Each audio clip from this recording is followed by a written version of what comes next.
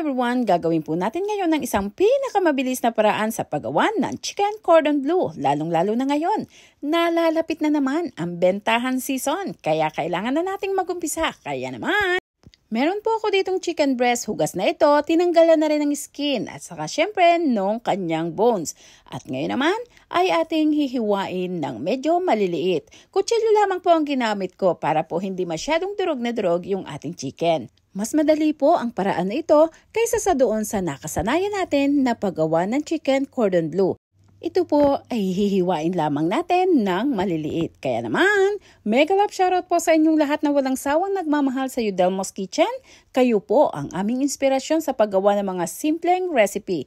Kaya po hindi kami magsasawang mag-share sa inyo ng mga simpleng luto na pwedeng-pwede nyong pagkakitaan, pwedeng pagsaluhan ng buong pamilya at higit sa lahat, pwedeng-pwedeng ihanda sa kahit anong okasyon. So ayan, kung nakita nyo po yung paggagawa ko, pagkatapos ko siyang hiwain ng mahahaba, ay pinutol-putol ko naman siya para medyo maliliit na siya kaagad. After naman po nating mahiwa ng ganito, ngayon naman ay ating tatadtarin. Huwag po nating masyadong kakapinuhan. Kailangan po meron pa rin siyang buo-buo. Ginagawa lamang po natin yung ganitong paraan para maging madikit or mabuo ng maayos itong ating chicken kapag binalot natin mamaya. At ilagay na po natin sa isang mixing bowl. Ulit-ulitin lamang ang ganitong proseso hanggang sa matapos. So ganito na po siya. Yung ginawa ko po is almost 2 kilos na pitsyon ng manok. Walang buto, walang balat. Ayan na po. At ngayon naman, titimplahan naman natin ng konting chicken powder at saka paminta. Konti lamang po, hindi ko masyadong dinadamihan ang paglagay dito ng chicken powder para po maiwasan yung pag-alat dahil ito po ay lalagyan natin ng cheese mamaya. Sinamahan ko na rin ng konting cornstarch. Mga 3 tablespoon po na cornstarch, okay na po yun. And then, ang dami naman ng paminta ay nakabase sa inyong panlasa. Tapos atin lamang po itong haluin gamit ang ating kamay para pantay na pantay yung lasa, pantay na pantay yung kakapuntahan nitong chicken powder at saka ng paminta at cornstarch. Habang naghahalo po tayo dito, mega love shoutout po sa ating 330,000 subscribers. Kung gusto nyo pong sumali sa ating mga pag-giveaways, follow nyo lamang po ang Facebook ng Yudelmo's Kitchen. Facebook page po. And then ngayon naman, maglalagay po tayo ng keso. Pwede po kayong gumamit ng kahit anong klase ng cheese ang inyong gusto. So ako po gumamit ng Magnolia cheese. Magnolia cheese po ito. Filipino cheese. Hiwain lamang po natin ng pahaba or sa size na inyong gusto. Kung gaanong kalaki po or kung gaanong kahaba ang gagawin nyo na cordon bleu, ganyan nyo lamang po siya hiwain. So ito medyo napaigsi yung hiwa ko kaya dodoblihin ko na lang. And then gagamit din po ako ng mozzarella. Kasi mas gusto ng mga anak ko yung mozzarella kaysa sa ibang klase ng cheese. Kaya yung iba, syempre mas gusto ko yung Filipino cheese, doon ako at yung mga anak ko naman, mozzarella cheese. Ayan, hiwain lamang po natin ng pahaba. Ang size ay depende kung gaano kayo kahilig sa cheese.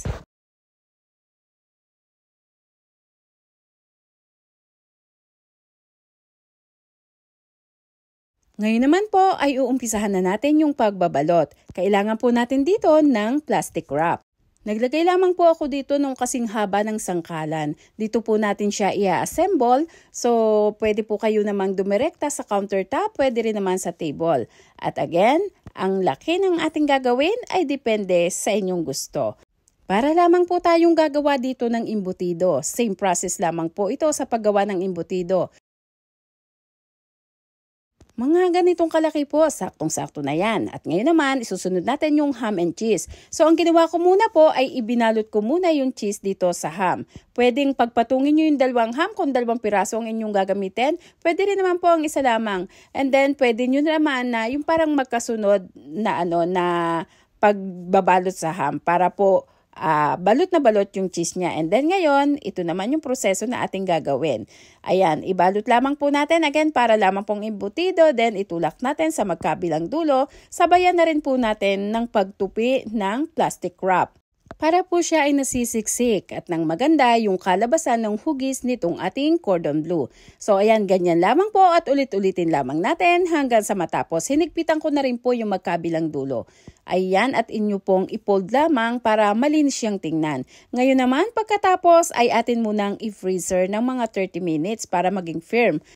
At habang tayo po ay naghihintay, pwede na nating gawin yung mga pang-coating. So ayan, ang cordon bleu may mga pang-coating-coating po yan. Meron ako ditong itlog, 2 piraso lamang po, saktong-sakto ito. At syempre, meron ding harina at meron din namang breadcrumbs. Ayan, tanggalin muna natin dito sa pagkakabalot. Ang purpose po niya kaya binalot ay para maging firm yung ating cordon bleu at medyo matigas-tigas na nga siya ng konti. Sa loob ng 30 minutes, pwede rin naman ng mga 1 oras. Kaya lang kapag niluto nyo, make sure na lutong-luto yung loob. Ayan, at pinaikot-ikot ko na nga po ito sa harina. So ganyan lamang po ang unang proseso. Sa pagkukoating din, isusunod natin ay itlog. Pagkatapos natin sa itlog, saka naman natin ngayon ibato sa breadcrumbs. Baka nga ibato nyo sa breadcrumbs. Isusunod po natin dito yung pagkukoat naman ng breadcrumbs. Palibutan lamang po natin ito ng breadcrumbs. So, ayan. At ang pagluluto po nito ay pwedeng 2 proseso. Pwede nyong i-oven, pwede rin naman ng deep fry. At kung i-oven nyo naman po, bago nyo ilagay sa oven, i-deep fry nyo muna po ng konti para talagang mapifirm siya. So, meron ako ditong mantika. Kapag mainit na, ay pwede na po nating umpisahan ang pagluluto ng cordon bleu.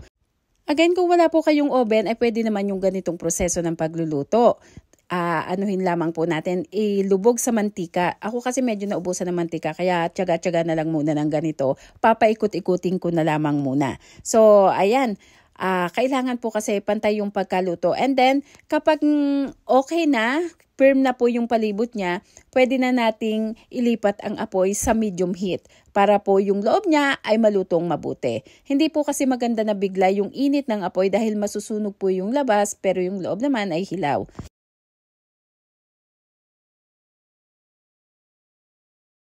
At kapag ganito na po na golden brown na yung bawat palibot, yung pareho ng ating niluluto, kapag pareho na siyang golden brown, magkabilaan, bawat paikot, golden brown na po, pwede na nating ilipat sa medium heat yung apoy para yung loob ay lutong-luto rin.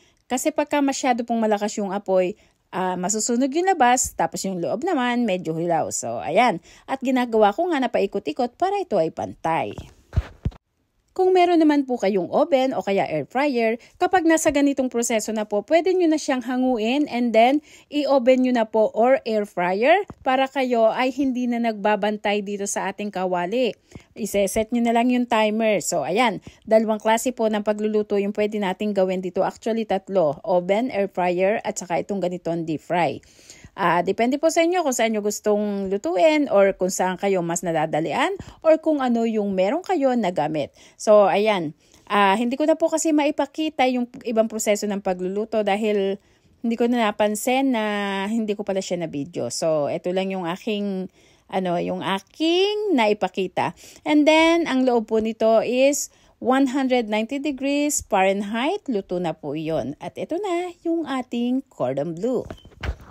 Kaya naman, maraming salamat pong muli sa inyong lahat. Mega love shoutout po sa inyong walang sawang pagmamahal sa Yudelmo's Kitchen. Bye-bye at mag-ingat po tayo!